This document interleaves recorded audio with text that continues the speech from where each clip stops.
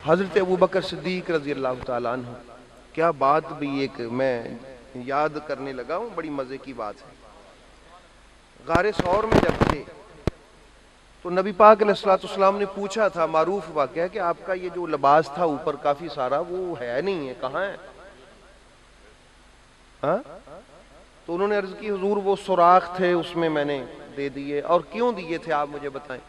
नबी पाक सरकार की जान महफूज रहे। किस लिए दिए थे? रसूल पाक अलैहिस्सलाम की जान मुबारक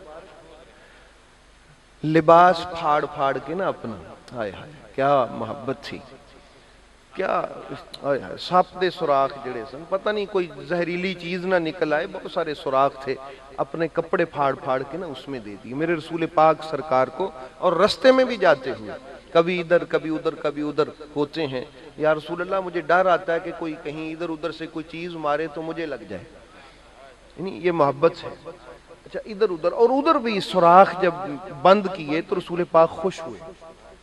खुश किस बात से हुए? कि इसने अल्लाह के नबी की जान का बड़ा फिक्र किया। पॉइंट पे तवज्जो रखिएगा कि मेरे सहाबी ने, मेरे अबू बकर ने मेरी जान का, यानी मैं कौन हूं? अल्लाह का नबी, अल्लाह के नबी की जान का क्या किया?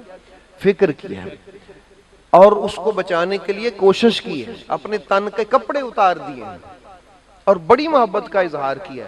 जब ये जान सारी का जज्बा देखा ना तो हाथ उठा दिया, राफ़े अन यदई है लसमाए, आसमान की तरफ हाथ उठाए, अल्लाहुम्मा जअल अबा बकर, मौला करीम तेरी मेरी दुआ है कि मेरे अबू बकर को फी दरजाती यौमल क़ियामती, क़यामत वाले दिन उसी दर्जे में जगह देना जिस दर्जे में तू मुझे जगह अता फरमाए। हाथ उठा दिए, उसी दर्जे में जगह देना। अच्छा, आगे से हदीस पाक के अल्फाज भी हैं कि जब आवाज आई पाक बारगाह से कि महबूब आपकी दुआ को कबूल फरमा लिया गया। अब ये बात आप अगर समझ लें कि हजरत अबू बकर सिद्दीक रजी अल्लाह ताला अन्हु ने रसूल पाक की जान बचाने की कोशिश की, तो मेरे नबी पाक ने खुश हो के कहा कि या अल्लाह जन्नत के उसी बुलंद दर्जे में जगह अता फरमाना। अगर ये हजरत अबू बकर सिद्दीक की गारे सौर की एक काविश रसूल पाक सरकार के पास उनको उस दर्जे में ले गई, तो कुर्बान न चला जाऊं अली के बाबा की उन काविशों पर।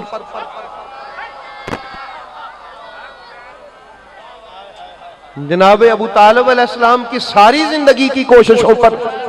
अगर हमें ये एक कोशिश जो है ये दिखाई देती है, ये हमें दिखाई देती है कि हजरत अबू बकर सिद्दीक रजी अल्लाह ताला अन्हु ने नबी की जान की हिफाजत के लिए अपने कपड़े उतार के सुराखों में दिए, तो नबी पाक इतने खुश हुए, तो उस पाक हस्ती पर मेरा नबी और मेरे खुदा कितने खुश होंगे कि जिन्होंने सारी जिंदगी 52-54 साल मेरे नबी पाक सरकार की मोहब्बत में गुजारे और एक एक रात मेरे नबी की हिफाजत में गुजारे। उनका मकाम क्या होगा? या रसूल अल्लाह,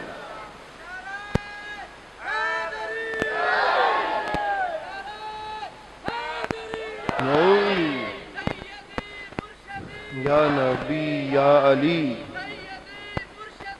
या नबी या अली, या नबी या अली।